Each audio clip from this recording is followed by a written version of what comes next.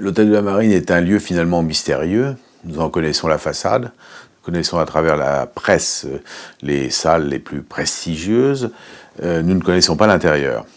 Or, l'intérieur est composé pour l'essentiel à 90% de bureaux, de salles de stockage qui n'ont strictement aucun intérêt patrimonial et naturellement esthétique. Donc il me semble que le projet d'Alexandre Allard est un bon projet qui veut donner à ce lieu une vie qui serait naturellement axée sur la culture sous toutes ses formes, mélangeant les artistes, les artisans, les gens du monde du spectacle. Ça redonnerait à ce quartier une vie qui a un peu disparu parce que cet hôtel de la Marine est un lieu historique mais complètement figé. J'y verrais, en plus de ce qu'on a évoqué, un lieu consacré à l'art contemporain, mais principalement français, c'est-à-dire les artistes français ou étrangers vivant en France depuis longtemps, depuis, disons, les années 50. Dans tous les pays du monde, il y a des musées consacrés à l'art national.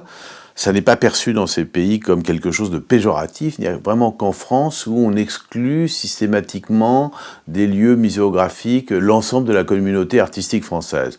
Donc sur cet ensemble de 24 000 m², on peut très bien concevoir 2, 3, 4, 5 000 m² où il y aurait en permanence les meilleurs artistes représentés par leurs meilleures œuvres.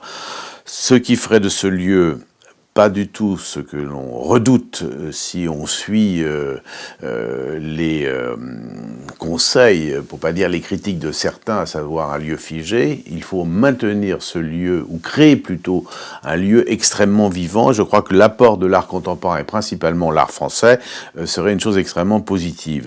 Seul le privé aujourd'hui peut apporter de l'argent pour développer la culture. L'État est à son maximum. Le ministère de la Culture n'aura jamais un euro supplémentaire pour financer la culture.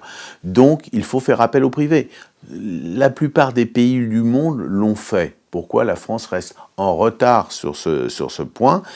Il faut accepter qu'il y ait une cohabitation harmonieuse entre le public et le privé. Et ce lieu-là permettra de l'exprimer complètement, amplement, avec succès dans l'intérêt général.